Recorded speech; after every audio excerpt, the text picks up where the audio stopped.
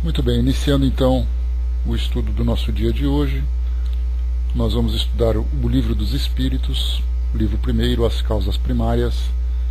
Nós estamos no capítulo 4, Princípio Vital, é o último capítulo desse livro primeiro. Nós vamos então para os dois últimos itens, a vida e a morte, inteligência e instinto. Bom dia, Marcos. A partir da questão número 68.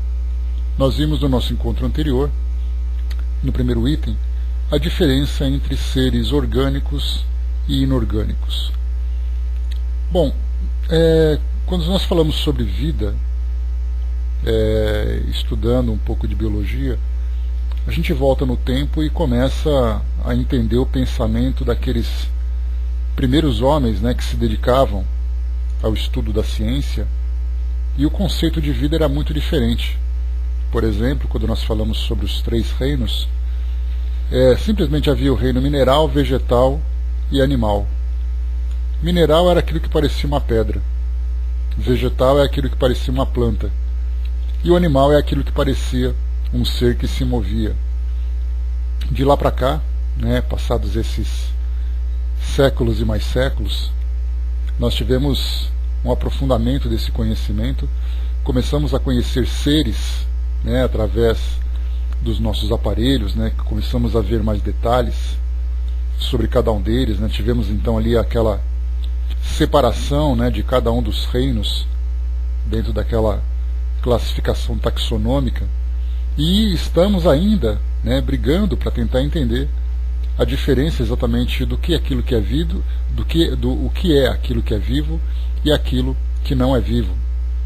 Basta a gente lembrar, bom dia André, hoje um dos debates que nós temos hoje na nossa ciência é exatamente o próprio conceito de vírus.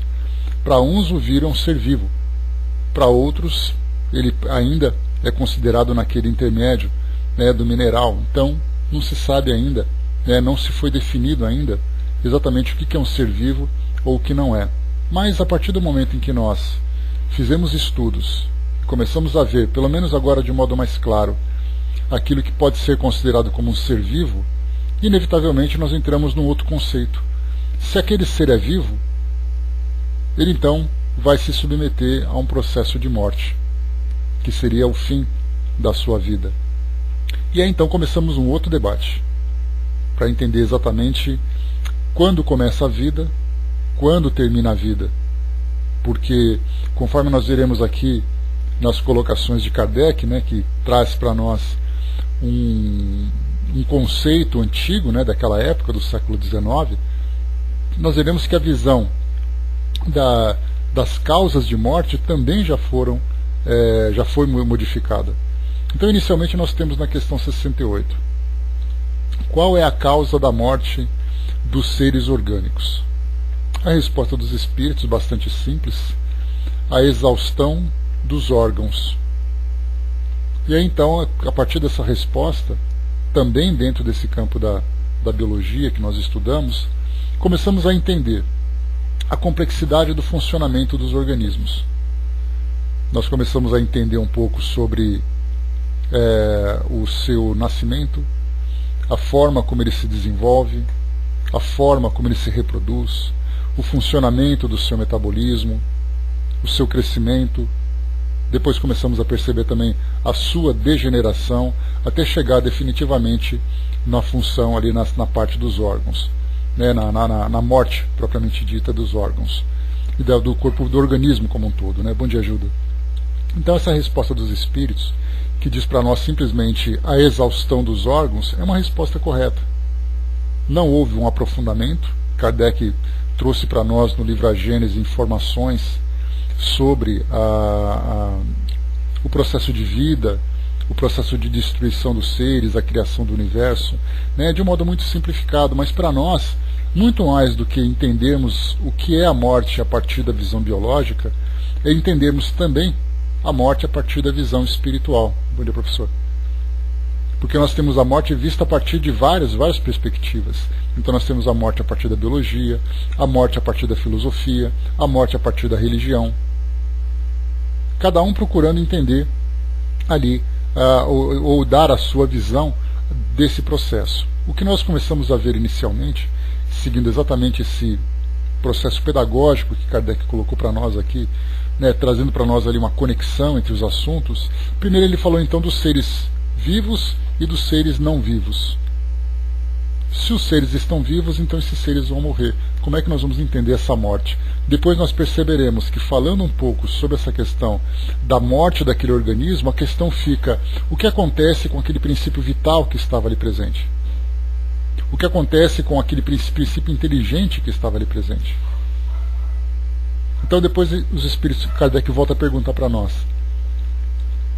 pode-se comparar a morte à cessação do movimento numa máquina desarranjada? A resposta dos espíritos: sim, pois se a máquina estiver mal montada, a sua mola se quebra.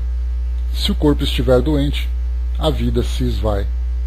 Também uma resposta bastante simples, né? Só apenas a título de informação, a título de elaboração de um raciocínio sobre esse assunto. Na questão 69, Kardec pergunta: por que uma lesão do coração, mais do que a ou dos outros órgãos, causa a morte? Olha que interessante, como eu comentei com vocês no início. No século XIX, a ideia que se tinha sobre vida e morte era se o coração estava batendo ou não. Não havia equipamentos que pudessem, por exemplo, medir as atividades cerebrais. Não havia ali aparelhos que nós pudéssemos analisar ali o funcionamento do corpo de um modo mais profundo. Então o coração era a nossa maior referência. Ou ele estava batendo, ou ele não estava batendo. Então por isso, quando Kardec pergunta: uma lesão no coração, mais do que a outros órgãos, causa morte. Então era alguém que sofria ali, por exemplo, um tiro no coração, falando das mortes violentas, né? Então um tiro no coração, uma perfuração com uma espada no coração, uma facada no coração, a pessoa morria. Mas e se por acaso ela levasse uma pancada na cabeça, tivesse uma morte encefálica? Isso não era observado naquele período, porque enquanto o coração estava batendo, ele estava vivo. Hoje nós já temos um entendimento contrário. Já começamos a perceber que várias atividades precisam ser analisadas para entender se existe ainda vida naquele organismo, ou se o organismo, o indivíduo por si só, se encontra vivo. Então a resposta dos espíritos coloca que o coração é uma máquina de vida, mas não é ele o único órgão em que a lesão causa a morte. Ele não é mais do que uma das engrenagens essenciais. Então, como nós vimos aqui, os espíritos já começam a trazer para Kardec uma visão mais abrangente. E é interessante, nós já chegamos a falar sobre isso em outros estudos, quando nós analisamos, por exemplo, de que forma que se dá a fisiologia da morte de um organismo. Por que aquele organismo morre? Então foi feito um estudo, uma análise sobre vários tipos de morte. Então, por exemplo, um indivíduo que teve um infarto agudo do miocárdio, alguém que passou por um envenenamento, alguém que passou por um trauma, né, um traumatismo, como o caso de um acidente, ou no caso de uma morte violenta.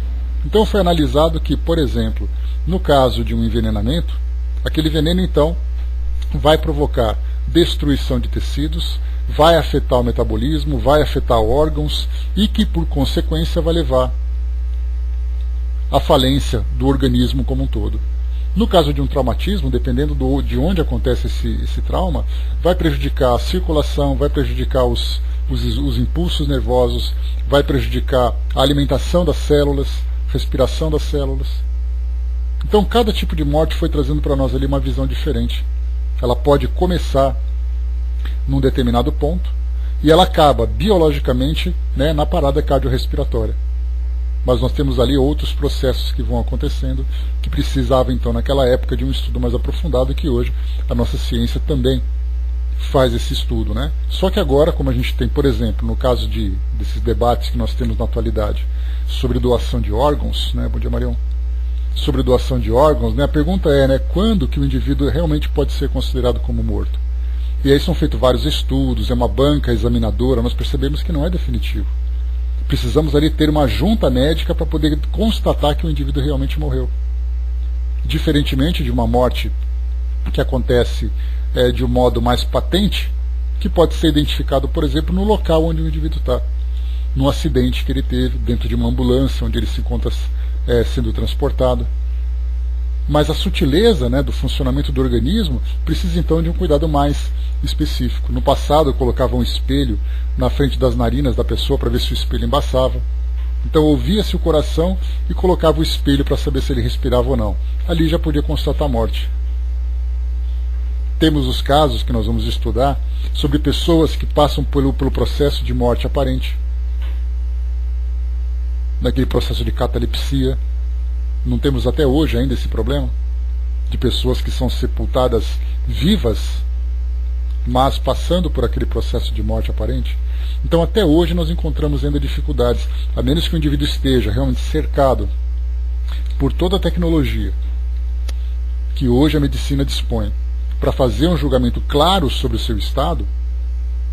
Hoje, em quantos pronto-socorros, em quantos hospitais, nos pequenos centros ou nas pequenas cidades espalhadas pelo mundo afora, pessoas simplesmente são vistas se o coração está batendo, se a respiração ainda se encontra ativa. Do contrário, ela é considerada morta. Então aqui, quando o Kardec coloca essa visão, era uma visão daquele período, onde não havia tecnologia. Hoje nós temos com muito mais detalhes sobre como se dá esse processo.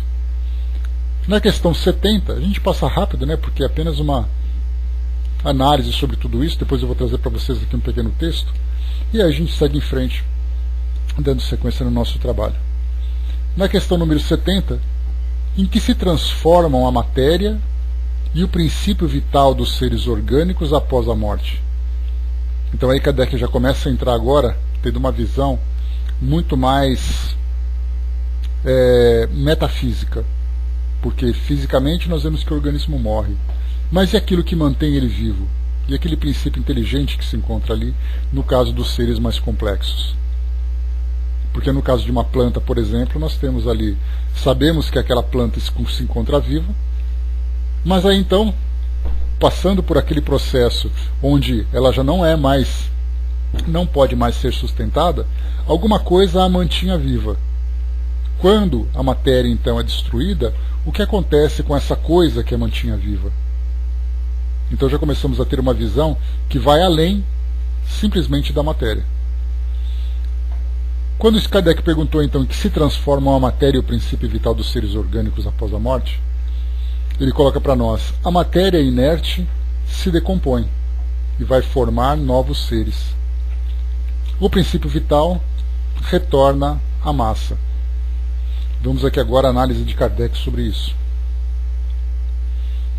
Após a morte do ser orgânico, os elementos que o formavam passavam por novas combinações, constituindo novos seres que aurem na fonte universal o princípio da vida e da atividade, absorvendo-o e assimilando-o, para novamente o devolverem a essa fonte, logo que deixarem de existir. Os órgãos estão, por assim dizer, impregnados de fluido vital. Esse fluido dá a todas as partes do organismo uma atividade que lhes permite comunicarem-se entre si, no caso de certas lesões, e restabelecerem funções momentaneamente suspensas. Mas quando os elementos essenciais do funcionamento dos órgãos são destruídos ou profundamente alterados, o fluido vital não pode transmitir-lhes o movimento da vida, e o ser morre. Os órgãos reagem mais ou menos necessariamente uns sobre os outros. É da harmonia do seu conjunto que resulta essa reciprocidade de ação. Quando uma causa qualquer destrói essa harmonia, suas funções cessam, como o movimento de um mecanismo cujas engrenagens essenciais se desarranjaram, como um relógio gasto pelo uso, ou desmontado por um acidente, que a força motriz não pode pôr em movimento. Temos uma imagem mais exata da vida e da morte num aparelho elétrico. Esse aparelho recebe a eletricidade e a conserva em estado potencial, como todos os corpos da natureza. Os fenômenos elétricos, porém, não se manifestam enquanto o fluido não for posto em movimento por uma causa especial, e só então se poderá dizer que o aparelho está ativo. Cessando a causa da atividade, o fenômeno cessa. O aparelho volta ao estado de inércia. Os corpos orgânicos seriam, assim, como pilhas de aparelhos elétricos, nos quais a atividade do fluido produz o fenômeno da vida. A cessação dessa atividade ocasiona a morte. A quantidade de fluido vital não é a mesma em todos os seres orgânicos. Varia segundo as espécies. E não é constante no mesmo indivíduo, nem nos vários indivíduos de uma mesma espécie. Há os que estão, por assim dizer, saturados do fluido vital, enquanto outros o possuem apenas em quantidade suficiente. É por isso que uns são mais ativos, mais enérgicos e, de certa forma, de vida superabundante. A quantidade de fluido vital se esgota. Pode tornar-se incapaz de entreter a vida se não for renovada pela absorção e assimilação de substâncias que o contêm. O fluido vital se transmite de um indivíduo para outro. Aquele que o tem em maior quantidade pode dá-lo ao que tem menos e, em certos casos, fazer voltar a uma vida prestes a extinguir-se. Então nós estamos falando aqui, né, dessa energia que mantém o corpo ativo, que mantém o corpo vivo, que vai se transferindo de um ser para outro. Nós temos ali não apenas a energia propriamente dita, mas também todos os nutrientes que vão sendo transmitidos de um indivíduo para outro. Quando nós falamos sobre a quantidade desse fluido vital, para nós isso é um enigma, não temos como fazer essa medição. O que nós sabemos é que, por exemplo, nos organismos, nos corpos físicos dos seres humanos, nós temos aquela quantidade necessária para que o indivíduo possa cumprir ali a sua cota aqui no mundo material. Cessando então esse fluido, ou o período em que ele se encontra aqui ativo no nosso mundo material, esse fluido então acaba depois sendo dissipado. Nós vemos a ação desse fluido também, até mesmo lá no estudo que a gente faz sobre os suicídios. A repercussão do suicídio sobre o indivíduo após a morte do seu corpo físico, em que ele continua ali com o seu corpo impregnado, ele continua vinculado ao seu corpo físico, sentindo todos os efeitos pós-mortem, né, sobre seu perispírito. Então tudo isso que a gente vai estudando trata exatamente desse fluido vital. A gente passa porque depois vai ter um estudo mais aprofundado sobre isso. Para falarmos, por exemplo, sobre morte, aqui nós temos um pequeno texto que fala sobre isso, né, porque, como eu falei para vocês, a morte acaba sendo vista a partir de diversas perspectivas. Filosófica, religiosa, social, podemos colocar também, biológica. Então, biologicamente, já que nós falamos de seres vivos e seres não vivos, biologicamente, diz o texto para nós, a morte pode ocorrer tanto para todo o organismo ou apenas para parte dele. É possível para células individuais ou mesmo órgãos morrerem e ainda assim o organismo continuar a viver. Muitas células individuais vivem por apenas pouco tempo, e a maior parte das células de um organismo são continuamente substituídas por novas células. A substituição de células através da divisão celular é definida pelo tamanho dos telômeros, e o fim de um certo número de divisões cessa. Ao final desse ciclo de renovação celular, não há mais replicação, e o organismo terá de funcionar com cada vez menos células. Isso influenciará o desempenho dos órgãos num processo degenerativo até o ponto em que não haverá mais condições de propagação de sinais químicos para o funcionamento das funções vitais do organismo, implicando a chamada morte natural por velhice. Também é possível que um animal continue vivo, mas sem sinal de atividade cerebral, que é a morte cerebral. Nestas condições, tecidos e órgãos vivem e podem ser usados para transplantes.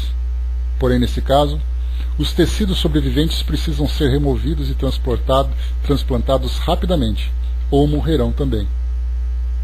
Em raros casos, algumas células podem sobreviver, como no caso da Henrietta Lacks, das quais as células cancerígenas foram retiradas do seu corpo por um cientista, continuando a multiplicar-se indefinidamente. A irreversibilidade é normalmente citada como um atributo da morte. Cientificamente, é possível trazer de novo à vida um organismo morto, e se um organismo vive, é porque ainda não morreu anteriormente. Contudo, existem casos que no mínimo chamam bastante a atenção e suscitam questionamentos quanto às definições de vida e morte. Um deles cerca um grupo de animais invertebrados denominados rotíferas, que possuem uma capacidade denominada criptobiose, que consiste no cessar metabólico quando as condições ambientais não são favoráveis. Eles podem manter-se assim por meses ou mesmo anos, até as condições se restabelecerem, e então religarem, entre aspas, seus processos biológicos, retomando a sua vida normalmente.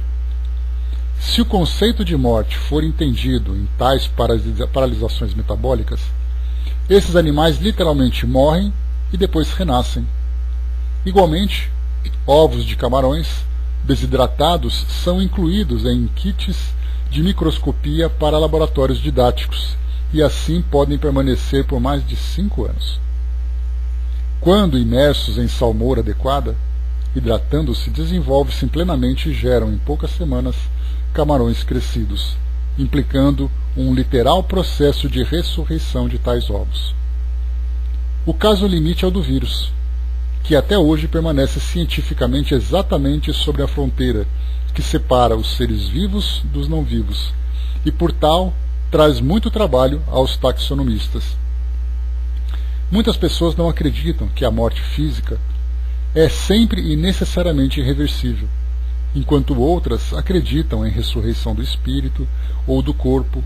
Outras ainda têm esperança de futuros avanços científicos e tecnológicos que possam trazê-las de volta à vida, utilizando técnicas ainda embrionárias, tais como a criogenia e outros meios de ressuscitação ainda por descobrir. Alguns biólogos acreditam que a função da morte é primariamente permitir a evolução. Depois aqui o texto continua falando para nós sobre essa ideia. Então, inclusive, hoje nós temos também algumas situações que são curiosas, daquela questão realmente da criogenia. Foi feita uma reportagem há um tempo atrás que falava sobre clínicas fora do Brasil, obviamente, que mantinham corpos nesse estado de criogenia de indivíduos que pagavam então, que tinham ali, passavam por uma doença que era uma doença que não tinha cura, chegavam então àquela condição de morte terminal, os corpos foram congelados nesse processo de criogenia e depois então eles aguardam no futuro técnicas de ressuscitação e de cura para que eles possam voltar a viver.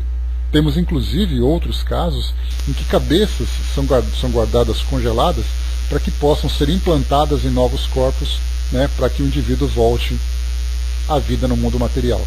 Então hoje nós temos assim, desde aquilo que para nós é o mais lógico, ou aquilo que para nós ainda não passa de uma ficção, ou até mesmo de uma mera fantasia.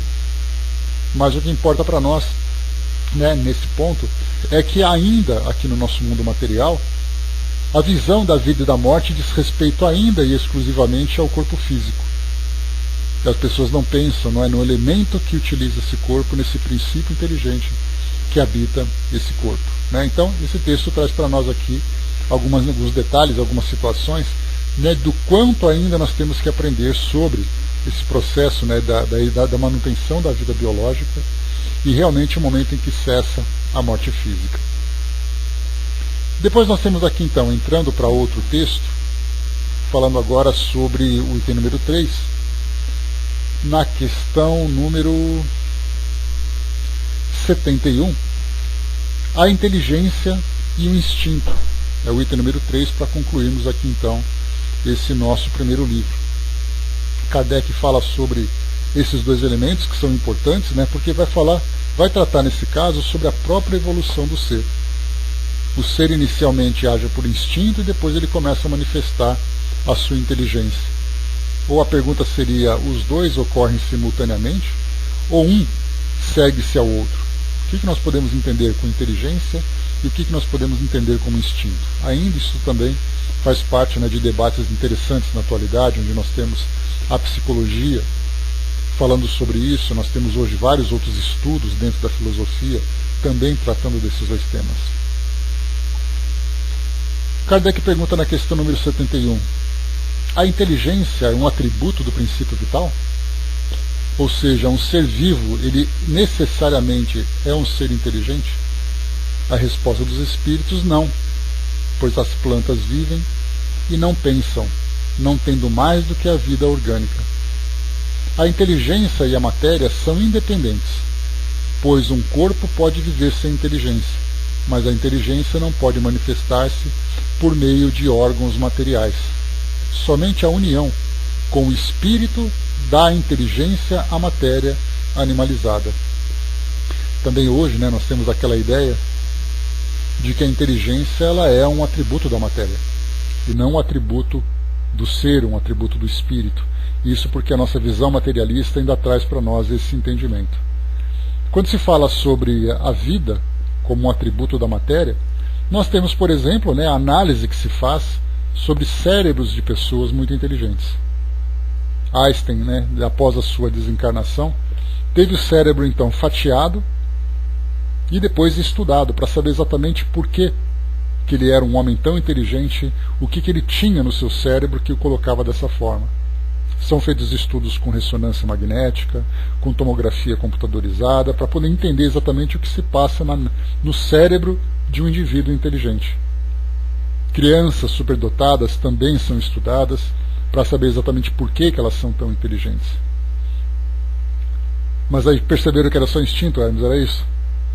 Vamos com calma que a gente chega lá. E aí, então, nesse ponto, aí começamos então esse debate sobre a vida essencialmente orgânica, e depois começamos a ver a vida a partir então da união de um princípio inteligente junto a essa matéria que se encontra viva devido a esse princípio vital, que é aquilo que a mantém. Kardec então traz um comentário para nós aqui. A inteligência é uma faculdade especial, própria de certas classes de seres orgânicos, dos quais dá com o pensamento a vontade de agir, a consciência de sua existência e de sua individualidade, assim como os meios de estabelecer relações com o mundo exterior e de prover às suas necessidades. Podemos fazer a seguinte distinção. Primeiro, os seres inanimados, formados somente de matéria, sem vitalidade, sem inteligência. São os corpos brutos. São as rochas, por exemplo, que nós vemos, São seres inanimados. E ainda assim nós ficamos nos perguntando, qual a ideia de seres inorgânicos. Nós temos estudos que são feitos de pesquisadores que procuram vida fora desse conceito que nós temos na nossa biologia. Seres que podem se formar, por exemplo, num formato de cristais. Até mesmo aquele conceito de vida extraterrestre aqui no nosso mundo, ficam perguntando, mas quando nós procuramos vida aqui no nosso mundo, a gente procura dentro dessa ideia biológica, que o ser nasce, cresce, se reproduz, precisa se alimentar e depois morre. Mas um cientista perguntou assim, mas e se nós estivermos procurando seres vivos com o formato errado? De repente nós andamos na praia pisando em seres vivos, naquele formato daqueles pequenos cristais, e nem nos damos conta. Então, a princípio, nós temos seres inanimados, considerando apenas as rochas. Segundo, os seres animados não pensantes, formados de matéria e dotados de vitalidade, mas desprovidos de inteligência. Aí temos aqueles seres, numa condição ainda tão primitiva, que nós ainda não podemos classificá-los como seres inteligentes. Temos ali os micro-organismos, as plantas, por exemplo, Terceiro, os seres animados pensantes, formados de matéria, dotados de vitalidade e tendo ainda um princípio inteligente, que lhes dá a faculdade de pensar. E aí também nós entramos numa outra faixa de seres vivos, desde aqueles seres mais primitivos até os mais evoluídos, mas por mais primitivos que sejam, são dotados de pequenas fagulhas de inteligência, pequenos fragmentos de inteligência, até mesmo movidos pelo próprio instinto. Então nós vemos ali que, conforme os espíritos trarão para nós aqui em breve, falando sobre o que é exatamente o instinto. O instinto é algo que podemos simplesmente separar da inteligência? André colocou para nós, desculpe, mas fiquei com uma dúvida. Quando ele disse que o fluido vital se transmite de um indivíduo para outro, pode-se dizer que é feito o passe magnético ou porque o fluido passa para um outro corpo qualquer? A gente fala de uma energia vital. É aquela energia que mantém vivo, que mantém o ser vivo. Podemos colocar, como eu falei para vocês, né, os próprios nutrientes que nós temos. Por exemplo, quando nós nos alimentamos de vegetais. Esses vegetais, eles acabam absorvendo energia vital, né, ou mantendo essa energia vital através dos nutrientes, através dos próprios fluidos que ele tem, do sol que os alimenta e tudo mais, que o sustenta e tudo mais. Quando nós nos alimentamos desses vegetais, nós recebemos uma parte dessa energia. E aí, então ela vai se transferindo de um ser para outro. E dentro de um mesmo organismo, essa mesma energia também, que se encontra abundante naquele organismo, faz com que todas as suas partes sejam sustentadas. Se por acaso nós temos ali um acidente que aconteça, por exemplo, vamos pensar num processo de congelamento. O indivíduo teve ali alguma parte dos seus membros inferiores congelada. Ali então começa um processo de necrose. E aí então há aquela necessidade de amputação e tudo mais. Por que isso aconteceu? Porque essa energia já não consegue mais sustentar aquela região que foi afetada. Então a sua estrutura já não é mais, já não oferece mais condições para que ele absorva essas energias. Então nós falamos de um fluido, que é exatamente essa energia que existe entre todos os seres vivos, que nós vamos então transferindo de um para outro através exatamente da própria cadeia alimentar, por exemplo. As pessoas que são crudívoras, que consomem só vegetais, né, pessoas vegetarianas, né? Então nesse caso a gente tem a mesma coisa, quer dizer, todos os seres vivos dentro dessa cadeia alimentar vão transferindo uma parte dessas substâncias que mantêm a vida. Então é nesse sentido que ele traz para nós. Agora, quando nós falamos sobre fluido vital, nós temos uma dificuldade muito grande de entender exatamente a forma como ele funciona, de que forma qual é a estrutura desse fluido. Kardec ele traz para nós assim de um modo bastante simplificado, quando ele fala sobre a energia elétrica de um aparelho. O aparelho se encontra ali parado, mas ele se encontra ali, né, mantido. É igual ao computador que nós temos, os nossos televisores, que se encontram ligados nas tomadas, mas estão desligados. Eles estão ali impregnados com essa energia. Basta que você ligue o aparelho que ele começa a funcionar. E você desliga e ele para de funcionar. Mas a energia se encontra presente. Quando você tira da tomada, ele para de ter esse sustento. No nosso caso, nós temos aquela nossa bateria dentro de nós, como os espíritos aqui disseram, né? O Kardec também disse, falando que nós somos seres como se fossem baterias, trazendo aquela própria carga, que vai ali recebendo o seu reabastecimento. No momento em que ele para de ser abastecido, ele então começa a entrar num processo de decomposição. Nós temos aqui então questão 72. Qual é a fonte da inteligência? Também é para nós aqui um tema extremamente difícil. Entender a fonte da inteligência. A princípio, a visão materialista que nós temos diz que cada um de nós é provido, né, dotado de uma inteligência de acordo com a sua constituição orgânica. O indivíduo que tem um cérebro mais privilegiado, outros que não. O indivíduo que tem ali uma condição social que favorece, né, os estímulos, né, daquilo que ele recebe. Outros que são desprovidos desse recurso. Então cada um de nós ali acaba tendo uma interpretação limitada dessa questão da inteligência. Quando nós começamos a ter uma visão mais elevada, saindo do mundo material e começando a entender o próprio espírito, nós pensamos que o indivíduo é inteligente. O espírito se desenvolveu, o espírito conseguiu ganhar aquela bagagem intelectual para se tornar inteligente. Mas ainda assim a nossa visão é uma visão de seres limitados, ou seres independentes. Eu sou inteligente, o outro é inteligente, o outro é inteligente. Mas de onde vem essa inteligência? A nossa visão é, não, ele é inteligente porque a inteligência pertence a ele. Ele conseguiu desenvolver a sua própria inteligência. Mas nós não imaginamos, por exemplo, que nós, enquanto criaturas, estamos ligados a uma força superior. E é aí então que entra essa grande dificuldade para nós.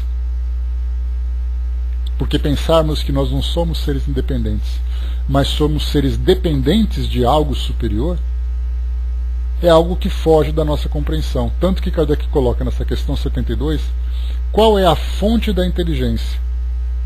Os espíritos colocam, já dissemos, a inteligência universal.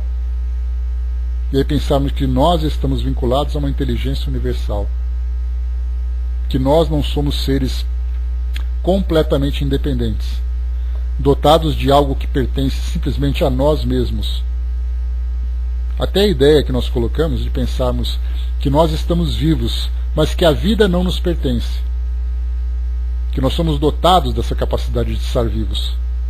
Agora, quem mantém essa vida? É claro que a princípio a nossa resposta vai ser Deus. Só que então nós começamos a entrar num elemento de crença. E os espíritos trazem para nós essa instrução. Somos orientados a esse respeito. Mas não temos como fazer uma comprovação. E como nós ainda precisamos de comprovação para tudo, nós ficamos então limitados dentro das nossas crenças. Na questão número 72A, continuando essa questão de qual é a fonte da inteligência, os espíritos, Kardec pergunta, poderíamos dizer que cada ser tira uma porção de inteligência da fonte universal e a assimila como tira e assimila o princípio da vida material? A resposta, isso não é mais do que uma comparação, mas não exata, porque a inteligência é uma faculdade própria de cada ser e constitui sua individualidade moral. De resto, bem o sabeis, há coisas que não é dado ao homem penetrar, e esta, por enquanto, é uma delas. Por isso que eu falei para vocês, que nós temos ali então, nós somos seres independentes dotados das nossas próprias capacidades, ou embora nós tenhamos as nossas capacidades, nós continuamos vinculados a uma força superior, a uma inteligência superior. Baseados na fé, é claro que a gente vai dizer que nós estamos vinculados à inteligência superior. Mas de uma forma mais detalhada, de uma forma mais apurada, simplesmente não sabemos, assim como também os espíritos dizem para nós que não temos condições de ter esse conhecimento ainda. Questão número 73. O instinto é independente da inteligência? Instinto e inteligência. Respondem os espíritos, precisamente não, porque é uma espécie de inteligência. O instinto é uma inteligência não racional. É por ele que todos os seres provêm as suas necessidades. Então nós somos dotados do instinto exatamente para manter a nossa sobrevivência. Não temos ali o instinto de sobrevivência, que é uma expressão que nós utilizamos com muita frequência? Esse instinto de sobrevivência faz com que nós, sem precisarmos raciocinar, analisar, nós automaticamente hajamos para manter a nossa vida. Então nós temos na nossa consciência um fator que é determinante. Nós temos que estar vivos. E nós agimos de todas as formas com esse objetivo. E para estar vivos nós temos ali a necessidade de buscar a nossa segurança, buscar a nossa proteção, buscar o nosso sustento. Então tudo aquilo que nós fazemos com o objetivo de manter a nossa sobrevivência, nós agimos então instintivamente. E podemos ver isso com muita naturalidade nos seres inferiores do mundo animal, onde nós vemos os seres vivendo na natureza, podemos observar até mesmo os animais que se encontram dentro das nossas casas, os animais domésticos, que agem instintivamente. Então a grande diferença que nós vemos hoje, principalmente nos seres humanos, diferenciando dos animais, é que o nosso instinto de sobrevivência, embora eles estejam presentes, ele se confunde muito ainda com aquela ideia do egoísmo. Porque o indivíduo, então, ele vai agir não mais para sobreviver, mas para se satisfazer. E é essa satisfação que provoca em nós, que mostra para nós, então, a nossa imperfeição moral. Um exemplo claro disso é a violência que nós encontramos hoje na nossa sociedade. Se nós pegarmos os animais, quando eles começam a se encontrar e se sentem ameaçados, E de fato, né, eles se encontram ameaçados porque eles precisam defender a região onde eles vivem, a fonte de alimentação, a sua própria prole. Então eles agem violentamente para defender aquilo que eles precisam para sobreviver. Hoje não, hoje nós mantemos ainda essa ideia da violência, que faz parte do nosso instinto, mas agora direcionado para a satisfação pessoal. Vemos uma briga de trânsito, vemos a violência dos assaltos, violências domésticas, violências de toda ordem, porque mostra que, embora esse instinto ainda seja muito presente no indivíduo, que traz ainda esse atraso na sua evolução espiritual, ele tem motivações do seu próprio egoísmo. Então, para podermos analisar a diferença entre instinto e inteligência, nós precisamos buscar uma fonte mais pura, vendo exatamente esses seres mais primitivos que de fato agem em função do instinto. Porque para nós hoje analisarmos o nosso instinto, que se encontra ainda muito misturado com as nossas tendências inferiores, com os nossos valores distorcidos e tudo mais, fica difícil a gente diferenciar uma coisa da outra. Mas quando nós vamos na natureza, nós podemos encontrar.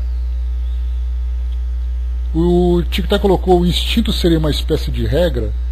Não seria uma espécie de regra, é uma regra. Todos nós somos dotados de instinto para a nossa manutenção.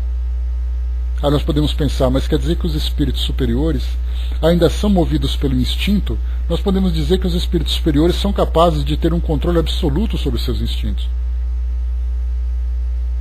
Mas o medo que nós sentimos, por exemplo, o medo é instintivo. Você se sente ameaçado por alguma coisa. É uma insegurança que você tem no seu trabalho, uma insegurança que você tem na sua família, na sociedade onde você vive, quando você é acometido por uma doença. Essa sensação de medo é uma resposta do nosso inconsciente, dentro dessa ideia do instinto, para mostrar que nós estamos ameaçados. O medo do escuro. Sim, eles têm domínio absoluto sobre os seus instintos, sobre as suas tendências inferiores. O Hermes lembrou ali sobre o ato de sugar o leite materno, e até mesmo antes, né, Hermes? Quando a criança, né, começa então a chupar o dedo, por exemplo, que são feitas imagens de ultrassom, em que as crianças estão ali chupando o dedinho. O que significa isso? Exatamente o desenvolvimento desse instinto. Voltamos então no reino animal e percebemos então que instintivamente, nós temos ali então as fêmeas, os machos se comportando ali para poder aumentar a sua prole, e cada indivíduo então reage de uma forma diferente, sem sequer entender o que está fazendo, e simplesmente faz porque precisa. O comportamento das fêmeas na proteção e manutenção dos seus filhotes, das suas crias. Não temos ali passarinhos alimentando os seus filhotes? Tudo isso para nós então, né? Ou a mesma coisa, Hermes, aquela velha experiência que é feita na escola, né, do feijãozinho que você coloca numa caixa fechada, com um buraquinho do lado. Ela começa então a buscar a própria luz, a planta carnívora, e assim a gente vai. Nós começamos então a pensar que o instinto serve para que o indivíduo se mantenha vivo e seguro. Estar vivo e seguro para ele é fundamental. Conforme ele vai então evoluindo, desenvolvendo a sua inteligência, ele vai encontrando meios de agir de uma forma racional para a sua manutenção, sem precisar agir instintivamente. Ele desenvolve meios para manter a sua segurança, para poder manter o seu próprio sustento. Começa a desenvolver ali uma capacidade mais racional de antecipar as situações para que ele se sinta seguro. Mas ele continua presente. O instinto se encontra presente. A Marion lembrou também dos próprios pássaros, né, que cada um, interessante, né, cada espécie constrói ali o seu próprio ninho, com características muito específicas de cada espécie. Quer dizer, você identifica qual é a espécie de pássaro pelo tipo de ninho que ele constrói. Os insetos da mesma forma. Analisarmos um formigueiro, então ali uma colmeia, não existe algo mais interessante para nós do que vermos a mobilização desses seres. Ao encontrarmos, por exemplo, né, para quem adora baratas, por que as baratas se protegem no escuro? Por que elas saem correndo exatamente desbaratada, né, nas várias direções, provocando tanto pânico? Na verdade, elas estão buscando, através desse instinto o instinto de sobrevivência, buscando a sua própria segurança. Então nós também somos dotados. Só que para nós a razão começa a fazer com que o instinto se torne mais equilibrado. Vamos lá, continuando para nós aqui. Pode-se assinalar um limite entre o instinto e a inteligência? Ou seja, precisar onde acaba um e começa outro? A resposta não, porque eles frequentemente se confundem. Mas podemos muito bem distinguir os atos que pertencem ao instinto aos do que pertencem à inteligência. Olha que resposta mais inteligente essa. Você não sabe exatamente onde começa uma coisa e outra, mas você analisa o comportamento dos indivíduos. E ali você pode ver se ele está agindo para a sua manutenção, para a sua segurança, ou se ele está agindo para a satisfação pessoal. E mais interessante ainda, quando nós começamos a analisar sobre essa questão, né, onde começa a inteligência, onde acaba o instinto, nós tínhamos no passado, por exemplo, a análise que se fazia sobre os animais. Né? Exatamente, Zé, como é que eles conseguem fazer aquele formato hexagonal daqueles favos? Tudo para nós, então, até mesmo a busca do alimento, voltar a avisar as colmeias, tudo isso para nós é extremamente curioso. Mas não entendemos o porquê do comportamento deles, mas nós sabemos que esse comportamento está ligado à sua própria inteligência, exatamente, né, Tic-Teco? Podemos ver, por exemplo, os macacos, que eles começam então a desenvolver ali, não apenas a inteligência, mas não apenas um instinto, desculpem, mas ter uma inteligência mais desenvolvida, exatamente para não se colocar em situações de risco para ele.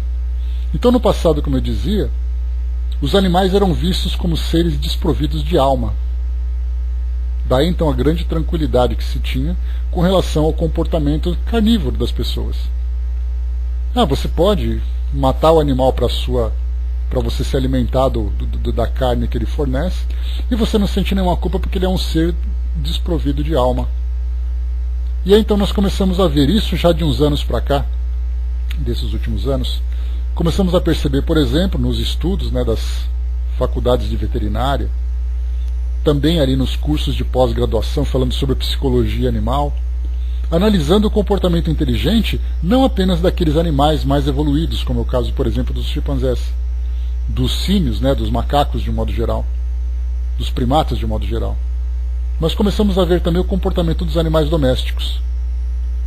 Não, mas ele deita naquele cantinho porque é instinto. Ele sempre deita ali porque ele foi condicionado àquilo. Na verdade, não é um condicionamento. Na verdade, o animal vai buscar realmente aquilo que ele deseja.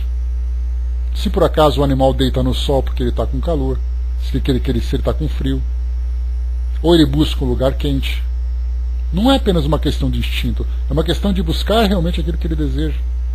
O modo como ele se comunica com os seus tutores. Quando ele pede comida, ele está pedindo comida porque ele está... Não, ele está pedindo comida porque ele não é burro, ele está com fome. E então nós não sabemos exatamente onde começa a inteligência, mas dois pontos interessantes que nós temos que considerar. A inteligência e o instinto não são dois elementos que são fixos, que são estáticos, ou seja, você tem aquela cota de inteligência e pronto, ou você tem aquela cota de instinto e pronto. E da mesma forma também nós podemos perceber que nós temos a inteligência e o instinto em vários graus de evolução. Temos a inteligência desde do seu modo mais simples, naquele comportamento mais simples, como nós temos, por exemplo, a inteligência mais evoluída, como é o caso, por exemplo, que nós temos dos seres humanos. Inclusive, né, Hermes, a gente vai ver que Kardec pergunta sobre a questão dos animais lá nos 3 reinos, quando ele fala, né, sobre os animais que falam, no caso, por exemplo, dos papagaios. Ele pergunta para os espíritos se o papagaio fala porque é inteligente ou se ele fala por repetição. E os espíritos já explicam para ele, para nós isso também é óbvio, que nada mais fazem do que repetir aquilo que eles ouvem, sem saber o seu significado. Questão número 75. Vamos lá. É acertado dizer que as faculdades instintivas diminuem à medida que crescem as intelectuais? Olha a resposta: não. O instinto existe sempre, mas o homem o negligencia. O instinto também pode conduzir ao bem. Ele nos guia quase sempre e às vezes mais seguramente que a razão. Ele nunca se engana. Depois Kardec tenta estender um pouco mais sobre esse assunto. Por que razão não é sempre um guia infalível? Ele seria infalível se não existisse falseada pela má educação, pelo orgulho e egoísmo. O instinto não raciocina. A razão permite ao homem escolher, dando-lhe o livre-arbítrio. E depois coloca para nós aqui um comentário de Kardec. O instinto é uma inteligência rudimentar, que difere da inteligência propriamente dita, por serem quase sempre espontâneas as suas manifestações, enquanto as daquela são resultado das apreciações e de uma deliberação. O instinto varia em suas manifestações segundo as espécies e suas necessidades. Nos seres dotados de consciência e de percepção das coisas exteriores, ele se alia à inteligência, o que quer dizer à vontade e à liberdade. Tem um documentário muito interessante produzido sobre os animais, Cindy, bom dia, produzido sobre os animais, que tem a participação inclusive da doutora Irvênia Prado, né, tão conhecida de todos nós, né, que estudiosa, né, da doutrina espírita, também participou como convidada desse documentário, falando sobre os animais sencientes. A questão é, os animais têm consciência de si mesmos? Qual é exatamente o grau de inteligência dos animais? E aí foram apresentadas algumas situações em que animais buscam situações mais confortáveis, os animais interagem de uma forma inteligente. Foi mostrado num pasto, por exemplo, um grupo de vacas que sempre ficavam juntas. Elas se buscavam. Não eram animais que se agregavam aleatoriamente. Aquele grupo se buscava todos os dias naquele local onde elas ficavam soltas à vontade. Então isso começa a mostrar para nós um sinal de inteligência rudimentar que não pode ser confundido com o próprio instinto. O instinto é a sobrevivência, a segurança. A inteligência, ele começa a buscar aquilo que para ele é positivo, aquilo que para ele é favorável. Então nós encontramos, até mesmo em hamsters, que nós temos ali domésticos, né, pessoas que gostam desse tipo de animal, comportamentos que são inteligentes. Mas as pessoas dizem assim, não, ele faz aquilo porque é instintivo. Mas temos que entender que a inteligência, ela abrange uma faixa muito larga, desde a inteligência mais elevada até a inteligência mais rudimentar, que não é apenas algo relacionado com o instinto. Esse tipo de estudo é interessante porque nós começamos a ver no reino animal não apenas indivíduos inteligentes, mas princípios inteligentes vivendo naquelas espécies. E aí mostra então que se você pega um animal, no reino animal que tem um comportamento inteligente, no caso, por exemplo, de caçar em bandos, quando nós vemos ali hienas caçando ali nas savanas africanas, que elas vão em bandos, cercam ali as suas presas, fazem aquele ataque preciso, todo mundo diz que aquela é uma ação de instinto. Mas um animal sabendo para onde correr para cercar a sua vítima, isso é um raciocínio. Ainda que seja um raciocínio relacionado àquela faixa evolutiva. Ele não é capaz de desenvolver grandes raciocínios, mas ele é capaz de ter uma deliberação sobre a situação que ele está vivendo. Hoje nós vemos tantos vídeos, né, que passam, que nós temos ali à disposição no YouTube, nas redes sociais, como no caso de um Facebook. Aquele caso, por exemplo, né, para vocês já devem ter visto, aquele elefantinho que caiu num barranco. E aí então toda a manada foi ali preocupada para poder ajudar e tudo mais, para levantar o elefantinho, para tirar daquele buraco e tudo mais. Vemos que ali não é um comportamento instintivo. O instinto materno fez com que aquela elefanta fosse em busca do seu filhote. Mas a forma como ela se comportou para trazer segurança para ele não foi instinto, foi raciocínio. Não apenas dela, mas de toda a manada que se encontrava ali presente. E hoje nós temos ali tantos e tantos vídeos, né, que nos encantam, né, mostrando ali os animais nesse comportamento de inteligência, lembrando que não é instinto, é uma inteligência rudimentar, mas não deixa de ser uma inteligência. Então hoje nós temos ali tantas e tantas imagens que ilustram para nós esse tipo de comportamento, mas ainda existe, né, aquela dificuldade muito grande para nós de considerarmos os animais como seres vivos providos de um princípio inteligente.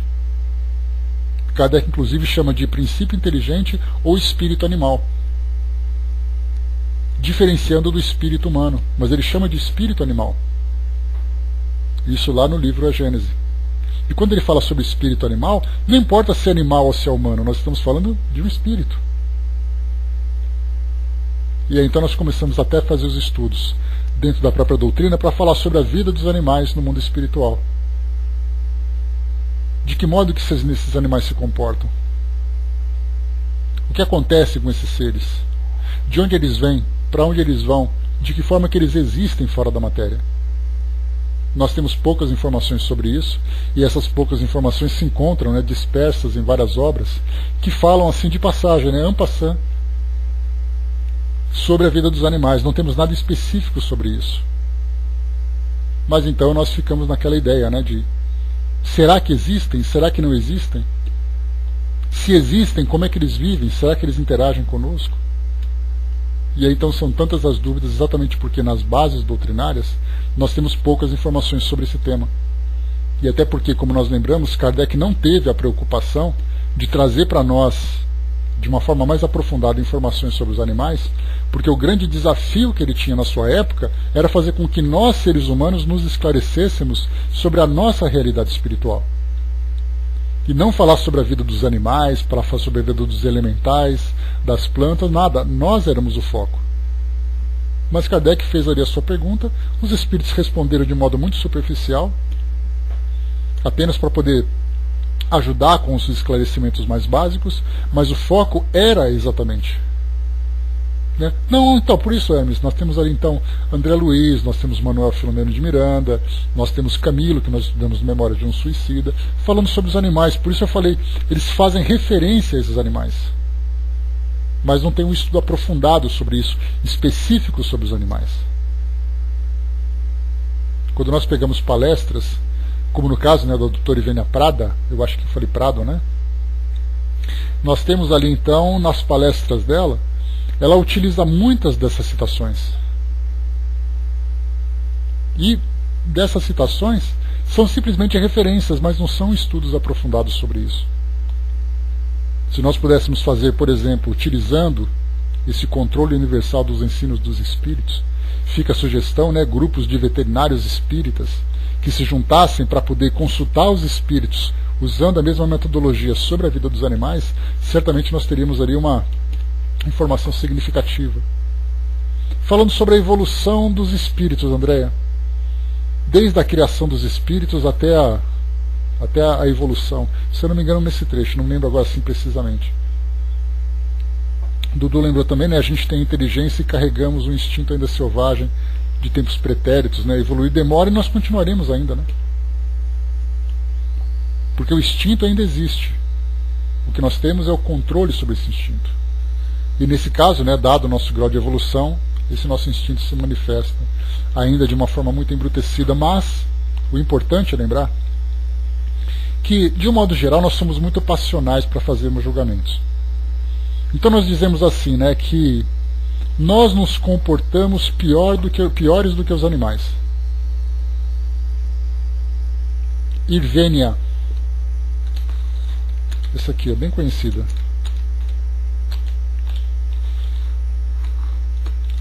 Doutora Irvênia Prado. Então, assim, quando nós fazemos esse julgamento passional sobre o comportamento dos seres humanos, principalmente diante da violência que nós temos hoje no nosso mundo, é claro, como eu falei para vocês, é um julgamento passional. Ah, eu prefiro os animais do que os seres humanos. Tem seres humanos que se comportam piores do que os animais. Na verdade, nós temos que colocar cada coisa no seu lugar.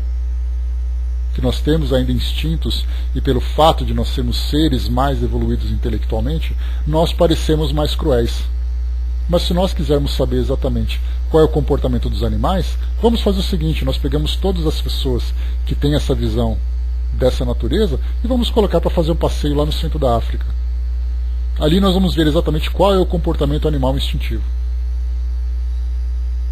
onde a vida e a morte é o que sustenta a vida e a morte. Então nós temos ainda, baseado no nosso egoísmo, nós usamos ainda esse tipo de embrutecimento, ou demonstramos esse embrutecimento. Mas não há dúvidas da nossa evolução. O que falta, na verdade, é o desenvolvimento dos nossos valores.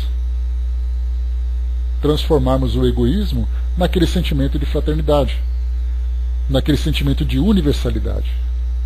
Mas certamente já temos a nossa evolução. O Hermes lembrou aqui, o nosso prezado confrade Divaldo Franco contou-me certa feita que há alguns anos esteve em determinada cidade brasileira para uma conferência. E ao ser recebido na casa que ia hospedá-lo, assustou-se com um cachorro grande. Ah, tá, sim, eu lembro dessa história que ele comenta, né? Que ele vê exatamente ali do isso. Mas nós temos, inclusive, né, do próprio Gabriel Delane, se eu não me engano, ele tem um livro só sobre isso, falando sobre aparições de animais e tudo mais, né? Então, para podermos fechar, trazendo aqui uma pequena história, né, da diferença entre o que é o instinto e o que é a inteligência. Deixa eu pegar rapidamente aqui um pequeno texto. Diz assim para nós. Só um instantinho. Instinto e inteligência. A controvérsia prosseguia. Alfredo e Pirilo, dois amigos dedicados ao estudo da filosofia, permaneciam horas inteiras dialogando sobre a função da alma humana. Qual teria sido a primeira força a desdobrar-se?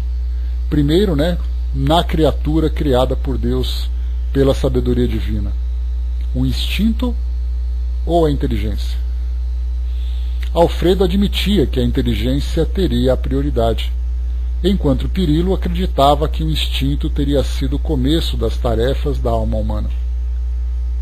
O primeiro exaltava os méritos da razão, filha da inteligência, e o segundo se reportava ao instinto, sendo o agente da natureza que operava lentamente, preparando o caminho para o discernimento, e muitas vezes Pirilo justificava o seu ponto de vista acentuando: do instinto para a inteligência, a estrada é longa para percorrer.